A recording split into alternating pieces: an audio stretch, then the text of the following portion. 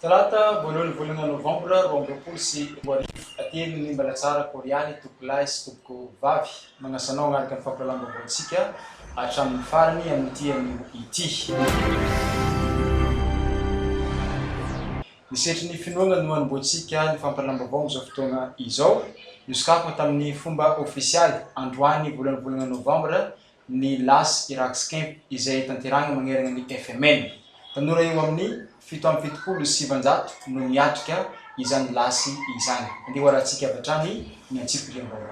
Tanora magnodidiny 770 no manovo fahalalagna amin'ny alalan'ity lasy Irax Camp ity magnerana ny FMN. Hanampiagna ireo tanora hiatrika ny fiainany andavanandro no isan'ny tanjona hotratrarina mandritra ny lasy. Ankoatra ny fanampiana ireo tanora ireo, dia manana ihany koa ireo filopitarika sy ireo ho filopitarika mba hanana fomba fitariagna mitovy.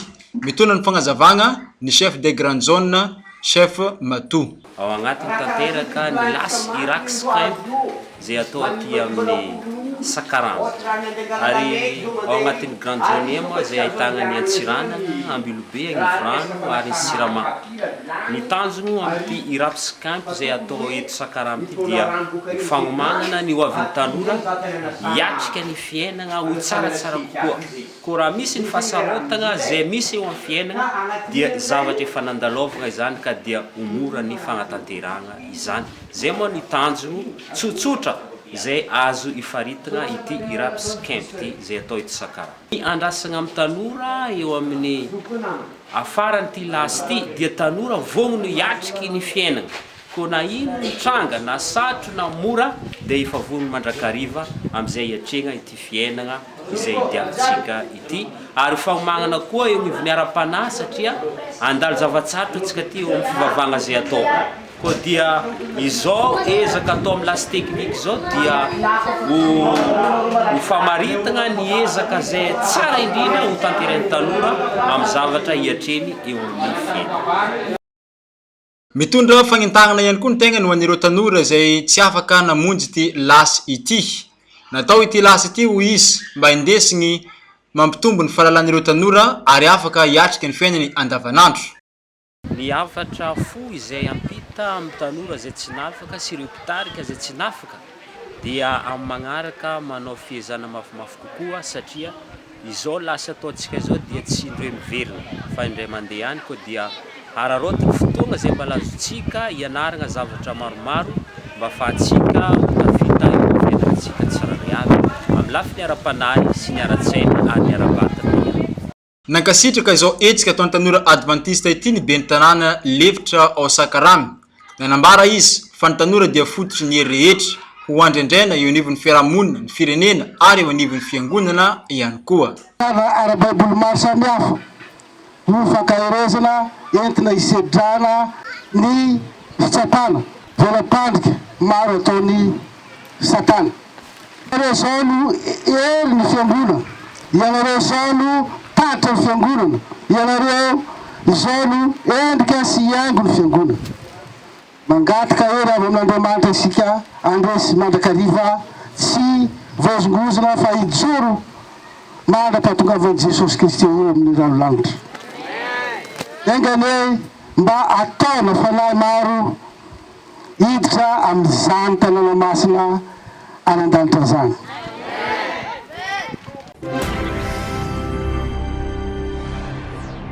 Eo amin'ny lafiny sosialy no antsika ny fampiralam-baovao nitolorana jiro mandeha amin'ny herin'ny masoandro miisa 450 ny polisim-pirenena sy ny gendarmerie-pirenena eto Antsiranana ny faraka amin'ny telopolo ny volana oktobra 2020 lasa iny.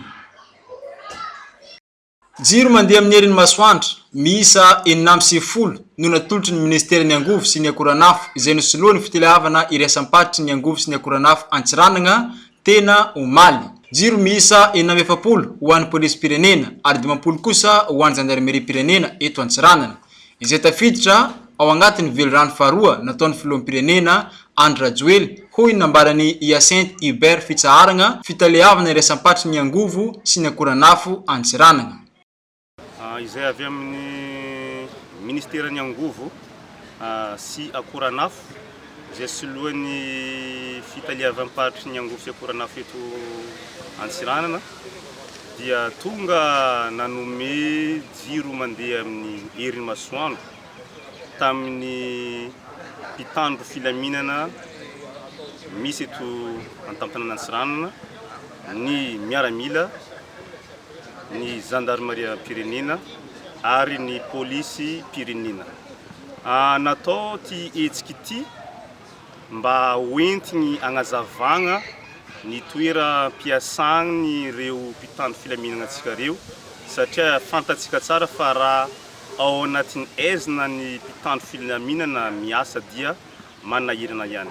Ary tafidriky agnatin'ny velirano faharoa ny filoham-pirenena zao fanomezana jiro mandeha amin'ny herin'ny masoandro amin'ny mpitandro filaminana antsika eto Antsirana. Kasitrika zao hetsika izao ny avy amin'ny gendarmerie pirenena sy ny polisy pirenena nanambara izy ireo fa manampy amin'ny fametrahana ny fandriam-pahalemana izao hetsika izao.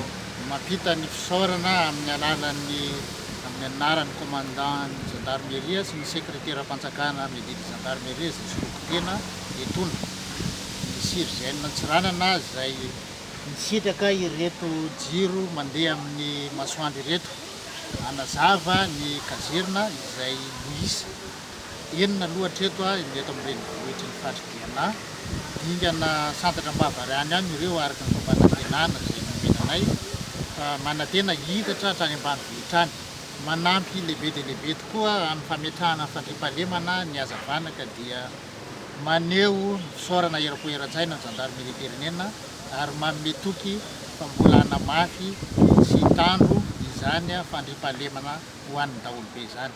Mezana izay isa enina amby efapolo ohatsy ny zaraina eto amin'ny komisaria sy ny fitalevam-barotra filaminam-bahoaka eto amin'ny faritra Diana. Sorako manokana Andreka Tale izay solotena ny avany amin'ny ministera ny Angovo sy Akoranafo. Izy moa no taleparitry ny ministera ny Angovo eto amin'ny faritra Diana. Koa dia ampitaolo tokony andraikitra isan'ambaratonga ny fisaorana avy aminay akasitraka makatena. Fisaorana koa ireo tokony andraikitra ara-panjakana manomboka any amin'ny filopirenena izany sy ny isan'ambaratonga fitsinjovana sy famezana fitaovana ny polisy pirenena izao dia makasitraka makatela ary mametoky izahay fa hotsinjarainay araky ny tokony misy ny reto fitaovana reto ary ampiasaina araky ny tokony misy ihany koa ary indrindrandrindra ho tandrovana ohatra ny mianaka Andriamaso satria tsara dia tsara reto fitaovana reto ka dia hiezaka izahay ampiasa izany ary tandrina araky ny tokony misy. Eo am-pitadiavana ny vahaolana andesy ameriny amin'ny laoniny ny orinasa secret ny fitondrana ankehitriny andeha ho arahantsika avy hatrany ny antsipliany. Efa misy ny vahaolana ketriketrena ho an'ny orinasa secret izay iarana miasa amin'ny sehatra tsy miankina izay atao mba hoentina manarina sy mamerina amin'ny laoniny ny orinasa secret hoy ny nambaran'ny gouverneuran'ny faritra Diana Daouda Arona Marisika. Tsy maintsy ahitana vahaolana izany ho izy ny fitoniana ny faharetana no angatana amin'ny vahoaka indrindra fa ho an'ireo mpiasan'ny secret. Ny fitondram-panjakana dia tsy mandry aligny, tsy mandry matsagna mitady ny vahaolana amin'ny orinasa secret ary efa misy vahaolana ketriketrehiny any fiaraha-miasa amin'ny sehatra tsy miankina ary tsy maintsy ahitana vahaolana io ary mba lampodiko ndraiky zegny aokatsika tsy ho voaribiribeny olo izay tsy mikatsaka afa-tsy tombotsoa anazy manokana fa ny fitondram-panjakana na ny aty an-toerana na ny any amin'ny centrale dia mitady vahaolana amin'izy io ary tsy maintsy ahitana vahaolana izy io. Hitatsika ny ohatran'ny orinasa jiaby io hitatsika ny nahazo ny orinasa Sirama nandalo fotoan-tsarotra karaha io ary hitatsika amin'izao fa mihodigny tsara ny orinasa Sirama mamoaka 60,000 tonnes izy amin'izao io miasa tsara ny olo dia ohatran'izay koa ny amanaovana ny orinasa secret io fa ny raha tsy vita andraraiky, mila manana faharetana atsika ary mila manana fatoniana.